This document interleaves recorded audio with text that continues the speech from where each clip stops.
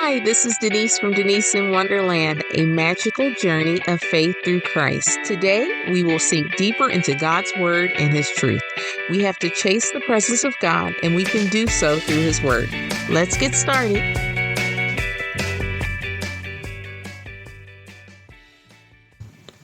Genesis chapter 21. Yahweh visited Sarah as he had said, and Yahweh did to Sarah as he had spoken. Sarah conceived and bore Abraham a son in his old age, at the set time of which God had spoken to him. Abraham called his son who was born to him, whom Sarah bore to him, Isaac. Abraham circumcised his son Isaac when he was 8 years old, as God had commanded him. Abraham was 100 years old when his son Isaac was born to him. Sarah said, God has made me laugh. Everyone who hears will laugh with me. She said, who would have said to Abraham that Sarah would nurse children, for I have borne him a son in his old age. The child grew and was weaned. Abraham made a great feast on the day that Isaac was weaned. Sarah saw the son of Hagar the Egyptian, whom she had borne to Abraham, mocking. Therefore she said to Abraham, cast out this servant and her son, for the son of this servant will not be heir with my son Isaac. The thing was very grievous in Abraham's sight on account of his son. God said to Abraham, don't let it be grievous in your sight because of the boy and because of your servant. In all that Sarah says to you, listen to her voice, for your offspring will be accounted as from Isaac. I will also make a nation of the son of the servant, because he is your child. Abraham rose up early in the morning and took bread and a bottle of water and gave it to Hagar, putting it on her shoulder, and gave her the child and sent her away. She departed and wandered in the wilderness of Beersheba. The water in the bottle was spent, and she cast the child under one of the shrubs. She went and sat down opposite him, a good way off, about a bow shot away, for she said, don't let me see the death of the child. She sat over against him and lifted up her voice and wept. God heard the voice of the boy. The angel of God called to Hagar out of the sky and said to her, what ails you, Hagar? Don't be afraid, for God has heard the voice of the boy where he is. Get up, lift up the boy, and hold him in your hand, for I will make him a great nation. God opened her eyes, and she saw a well of water. She went, filled the bottle with water, and gave the boy drink. God was with the boy, and he grew. He lived in the wilderness and became, as he grew up, an archer. He lived in the wilderness of Paran. His mother took a wife for him out of the land of Egypt. At that time, Abimelech and Phicol, the captain of his army, spoke to Abraham, saying, God is with you in all that you do. Now therefore swear to me here by God that you will not deal falsely with me, nor with my son, nor with my son's son. But according to the kindness that I've done to you, you shall do to me, and to the land in which you have lived as a foreigner. Abraham said, I will swear. Abraham complained to Abimelech because of a water well, which Abimelech's servants had violently taken away.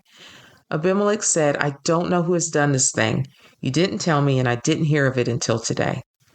Abraham took sheep and cattle and gave them to Abimelech. Those two made a covenant. Abraham set 7 ewe lambs of the flock by themselves.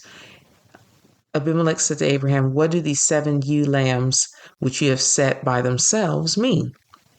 He said, you shall take these 7 ewe lambs from my hand, that it may be a witness to me that I have dug this well. Therefore he called that place Beersheba, because they both swore there. So they made a covenant at Beersheba. Abimelech rose up with Phicol, the captain of his army, and they returned into the land of the Philistines. Abraham planted a tamarisk tree in Beersheba and called there on the name of Yahweh, the everlasting God. Abraham lived as a foreigner in the land of the Philistines many days. All right, we only have one chapter today because it was a lengthy one. We have here, we have Sarah finally conceiving and having a child. And what's great about this particular chapter, when it starts, it the Bible tells us that Yahweh is the one that makes this happen. And so the Bible frequently makes it very clear that God himself is responsible for opening and closing wombs. And regardless of what, yes, mankind, we play a role in children being born. However, ultimately, no type of birth will result from any kind of union if God is not the one that ordains that a conception will happen. And so we see here that God is gracious and he does for Sarah what he promised. Remember in the previous chapters, he said, at the set time it's going to happen. And this is important because there are many things we want in this world, including children. And not only does um, God has to be the one that approves it and decides to do it, but also he has set times for things. And sometimes we may get weary, and sometimes we can miss out on the blessing because we abandon things. Because we will see this later on in the New Testament with John the Baptist's parents, where we have the father initially rejects what God says. And so God actually makes the father of John the Baptist mute. And so we will see times that even though God may have a set time for a child to be born, there has to be, as with any agreement with God, there has to be, again, agreement. And you have to be willing to participate. If you're stubborn or there's something that God expects of you, sometimes, or there's some kind of sin, God can choose to just say, nope, we're not doing this. And so it's interesting. We will see this later in the New Testament. We will see how God afflicts the father of John the Baptist. And it's finally when he does what he needs to do, and then he obviously approaches his wife, then there's a child born. And so you have to wonder if sometimes our stubbornness, if we delay things, and you have to wonder as well if the set time for Isaac to be born, if it could have been earlier, if not for Abraham deciding to have a child with Hagar, because that's been at least a decade before. So you do wonder these things, so that's why it's so important to trust in God's timing and follow God's directions and just trust him, because we don't know what the timing is, but we also don't want to delay God either and be the one that's delaying him. But we have here, she's finally has this child, and it's so joyful to read this, because she says, who would have said to Abraham that Sarah would nurse children, for I've borne him a son in his old age. And then she said slightly earlier, God has made me laugh. Everyone who hears will laugh with me. And remember, she laughed, and she's probably saying all you can do is laugh, because these are not things that you expected. So even back then, this was not expected, because she's not supposed to be capable of having children at this time of her life. So the fact that God shows that it doesn't matter what man says, it doesn't matter what even our flesh says, God can make things happen. He can even make a child happen, even when the body says no. And then we have verse 8. We have a little bit of a shift. The child grows up, Isaac, and he's weaned. And once he's Abraham, he celebrates this time, because it's kind of like a transition between him being a baby and being older. And so he celebrates this. But then Sarah gets upset because she sees Ishmael, who's the son of Hagar and Ishmael, and she sees him mocking Isaac. Now, he's an older brother, so he could be mocking him in a couple of ways. He could be mocking him like, hey, little squirt, because, hey, you just got, you were weaned. Just imagine if any of you that are listening have younger siblings, sometimes we could be a little naughty, and sometimes you're playing. And then he could be actually being mean because of his status, because he is the eldest son, and he could be flexing a little bit. It doesn't matter. I mean, he's a young man. He's not old. So, but Sarah it rubs her the wrong way to watch this. And the reason why it rubs her the wrong way is because of Sarah's status. She knows that she is the wife of Abraham. And so she's been hearing all the stuff that God has said about how important Isaac is.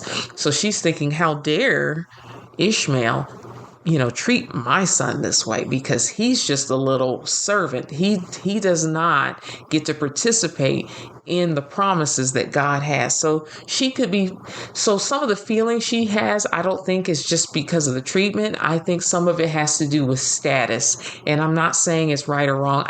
I mean, to be honest with you, again, as I said before, this is a situation that should not have happened. But we see this conflict here. And so Sarah runs to her husband. She's like, get rid of this child. And she's like, because he's not going to be an heir with my son. And I have to agree somewhat with Sarah, because the child, and it's possible, like I said, Ishmael, he was being innocent. He's just an older brother. But it's possible that Sarah sees the writing on the wall, that if Ishmael stays and grows up, he could legitimately try to challenge anything. So think about it. If in our world today, if a parent dies, you would assume that the older child, especially even not that long ago, a couple hundred years ago, if there was a firstborn son, everything automatically went to that person. So she could be fighting for her son's status. She's like, he cannot be here. He is the eldest child, and he's technically entitled to some things, but God says differently. We don't need this conflict. I mean, you'll have a battle between brothers, and you just never know. So she's like, no, we need to get rid of him. I don't think Sarah's probably necessarily being the nicest. I can't tell. But Abraham, he was conflicted, because Abraham actually cares for both of his sons, and he didn't want to do it. But then God steps in, and he actually says, you need to listen to your wife in this situation. And he's like, I promise you, he's going to be okay. Because he says that, hey, he's going to make a nation of Ishmael. So God is saying, not only am I going to bless Ishmael, but you should feel confident that nothing's going to happen to him when he leaves, because I'm telling you that he's going to thrive and he's going to have lots of descendants, because he's your child. So, but you've got to let him go and just trust me that I will take care of him. And so he takes care of him. God does as he says. And, he hands Abraham hands Hagar. He gives her a bottle of water, some bread, and he gives the child to her. And then we see her leave, and she ends up, everything runs out. As with anything, they're limited resources, and she's traveling, and she just believes, hey, we're going to die. We're going to die of thirst. We're going to die of hunger. There's nothing we can do. And so she steps away from her child because she does not want to watch her child die. And it's a really painful scene to watch or to read or envision. But then God speaks to her. And then an angel of God says, what ails you? Kind of similar to that previous episode when he spoke to her when she was pregnant. And he tells her, God has heard your voice and heard the voice of your son. And he's like, you need to get up, lift up the boy, hold him in your hand. I will make him a great nation. And as soon as she gets up, she sees a well of water, and she gives him water. And then we get to see like a short description that describes that he grows up. He actually lives in the wilderness, but they survive. He becomes an archer. And this is good, because if he's an archer, we can presume that he begins to hunt to provide them food. And then eventually she comes across, Hagar comes across someone or some people, and she finds a wife for her son. So this is a nice ending for them. But then it looks like we shift a little bit in the middle of this chapter, because we start talking about Abimelech. And remember, in the previous chapter, Abimelech became very angry with Abraham because of what he did, lying about his wife.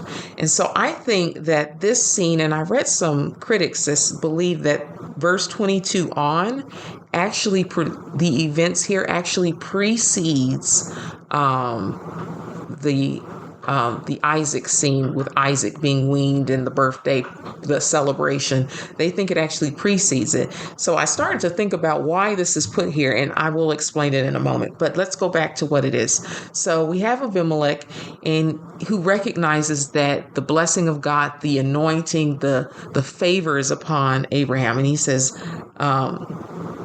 God is with you in all that you do.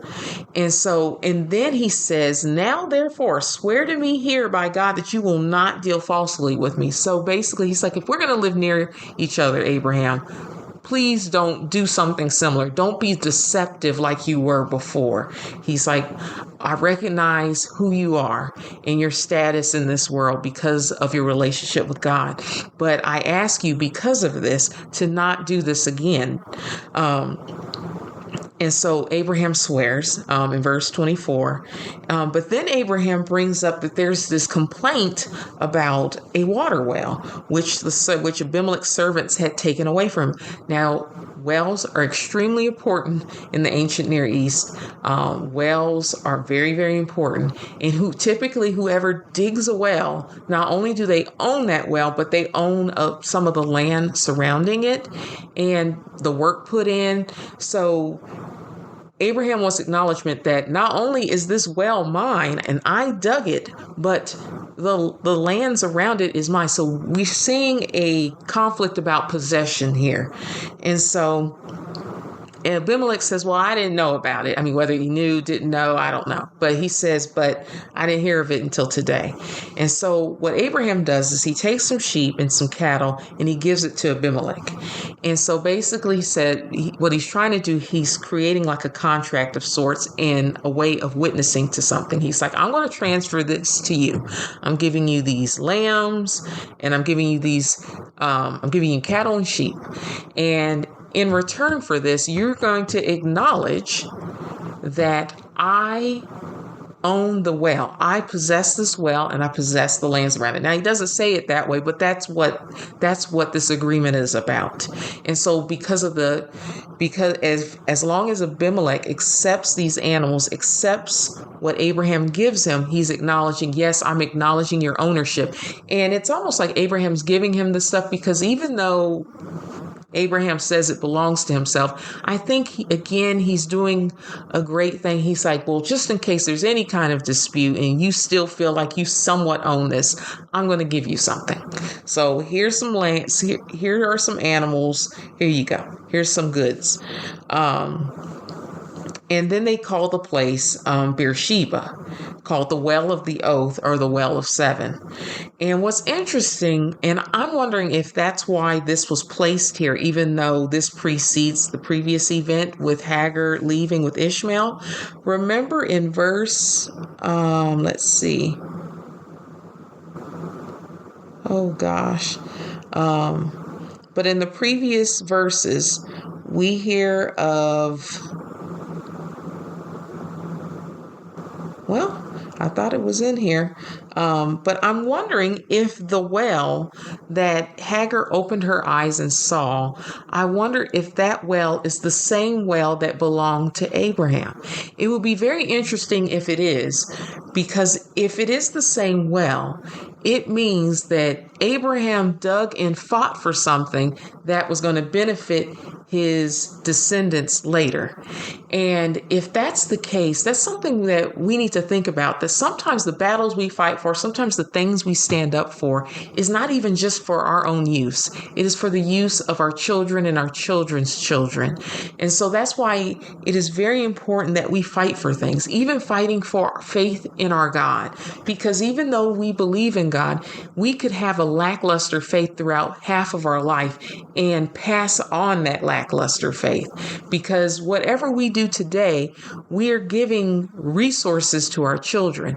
And so I wonder if just because of the placement of it, if the writer placed it there to imply that that well was placed there. But even if it wasn't, God himself provided.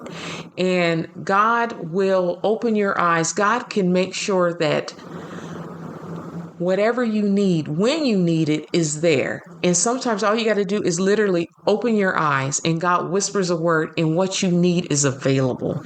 And it could be available from family. It could come out of nowhere, because that is what we saw in the previous chapters when Hagar was pregnant, where she called that well the Be'er La Rawa. In that well, that came out of nowhere. It was like God placed a well there. So God will always provide for you.